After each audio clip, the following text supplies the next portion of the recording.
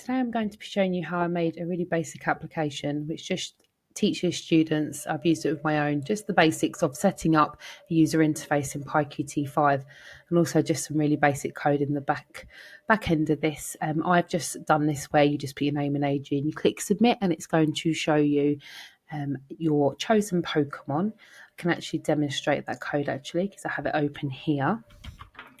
So I just build it, so if I put in my first name, my age, and then I click submit, it will just let me know that it's been recorded and then it just comes out. It's really simple. Obviously it's not that it's necessarily the most practical application, but it does just get people into the basics, and in further videos I'm going to look at how to then look at databases as well. So with that in mind, I'm just going to close this down, minimize my code. Obviously we'll look at the code afterwards, but before we look at the code we need to build the screen. Now, obviously, there's a lot of debate about whether it's important to understand how to use something like an interface builder like Qt Designer or to know how to build the back end. And I think that both have a place, but I think that for students, it's really important just to understand the code that's actually running the program, less than worrying about the skills of building it from the scratch. So I am going to cover some videos where we do actually look at how to build and hard code, as I like to say, sort of hard code the back end, but for the moment we're just going to focus on how to use Qt Designer. So I'm going to leave these windows open here, but I'm going to show you from scratch how I actually do that. So I'm going to start with a new window. This is going to be a main window, so I'm going to click create. Obviously you can see this is a different size, so I'm just going to resize it over here. Okay, then obviously I've got a couple of different widgets. Now the way to think of a widget is it's a way of interacting with the screen. We see widgets all the time. They're a mixture of things such as drop-down menus and buttons and labels and sliders and all sorts of things that basically allow us to interact with our user interface.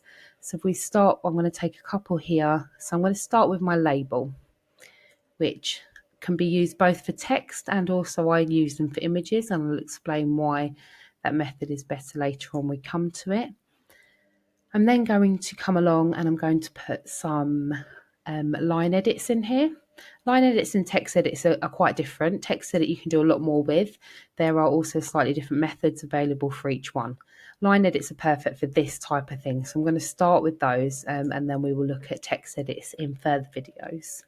I obviously want a couple of push buttons here. So obviously everything's laid out here. We've got our input widgets, containers, and of course buttons. So I'm going to just put a couple of these in. Now, obviously I need to make a few changes. So I'm going to come along and start here.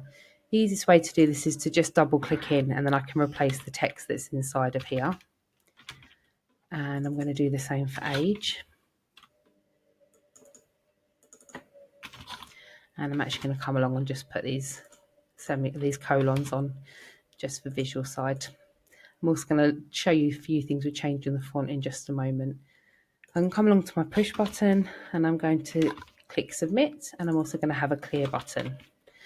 Now that looks great and that's a great start, but actually the most important thing I haven't even covered yet, which is changing the labels and changing the names of these widgets. And that's a really, really important thing to remember and to prioritize, because actually this is how we're going to reference those objects in our Python code, and there'll be no benefit to us if things are called, for example, at the moment this one is called label and this one is called label 2. And in more complicated programs where you might have 10 or 15 labels, we will assume that you don't have the memory skills, or actually it's not practical to build code even if you could remember what they all were, because there'd be no use to anyone else.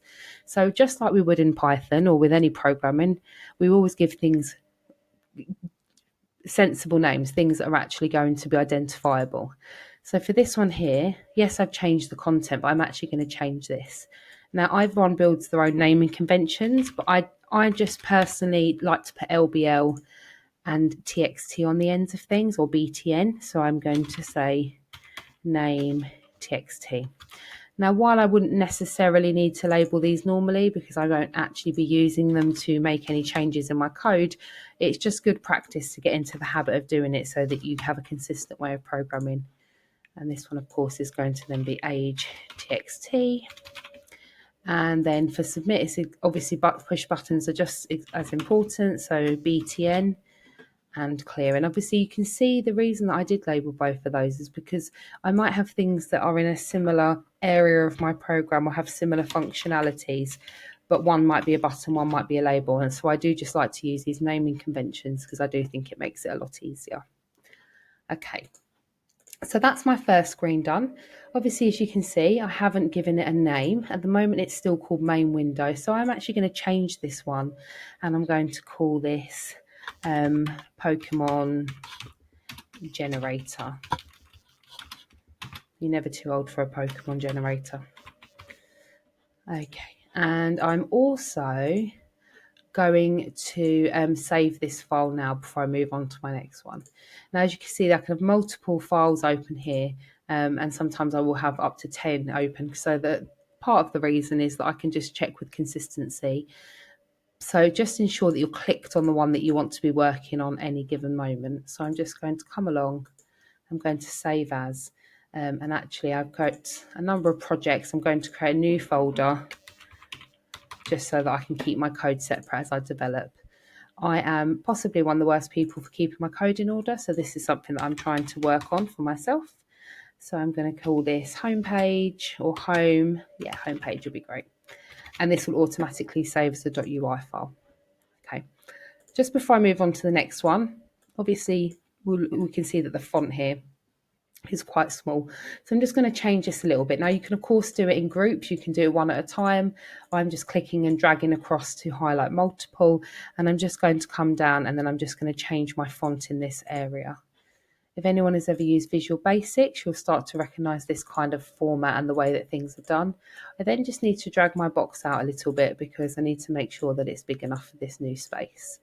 And I can do the same on my buttons. I can come along and I can maybe change that to bold instead. And there's lots of other things, of course, you can do, which we'll look at other times, but this is just the basics. Okay, and then I'm just going to hit the save button again. Worth noting that often students will come to me and say, Miss, it's saying it doesn't have a label button, and I know it does, and it's just that they've made some changes and then not hit save. It's exactly the same as if you're using any type of database. Okay, so of course you can see over here now we've got another screen. So I'm just going to click on here. It's just as quick. I'm going to create one. I'm going to reduce the size of this. I'm going to bring it along and I'm going to put this here. And I've got a couple of different things going on here. As you remember, that came out with a picture, I think it was Charizard or possibly Charmander, and I want to create very similar layout again. So I'm going to start with a label. You will see this graphics view, and it's tempting to think that that is the best option, but it really isn't. It really is quite hard to work with, and the label is absolutely fine. Obviously, we're just going to take this text out, and I'm just going to label this straight away before I put anything else in. And I'm going to call this one image label, just so I know which one it is. There's lots of things that you can also do with this, particularly in terms of the way that it looks.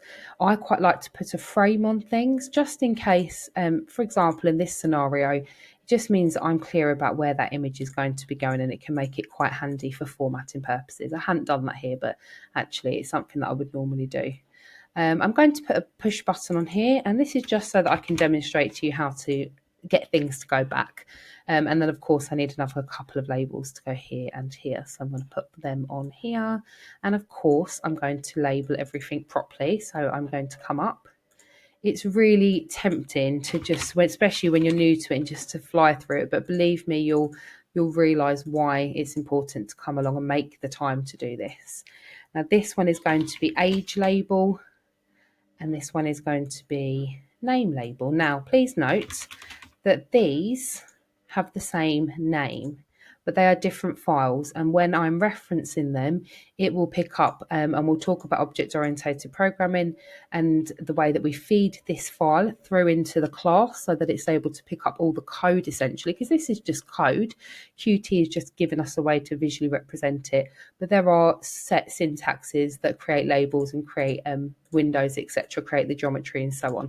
I mean, you can see them here, and we can go over in another video how to actually export this straight into code so that you can then make any changes that you would like to. But as said, they've got the same name, but they won't be picked up as the same thing. If you think about an object-oriented approach, if we called this one class home and class window out, then if I called self.age label, it's going to be referring to this one within this class and this one within this class. It's the same concept. So moving on then, just going to change age label. And this one here, I'm going to change, I've already changed it to name label. I can of course delete what's in there, but it doesn't really matter because when the window initializes, it's going to be given a set of code to fill, and that's going to come from what comes in here. So I'm just going to now change my object name, which obviously is currently set to main window, and I'm going to call this one info. Or maybe call it your Pokemon.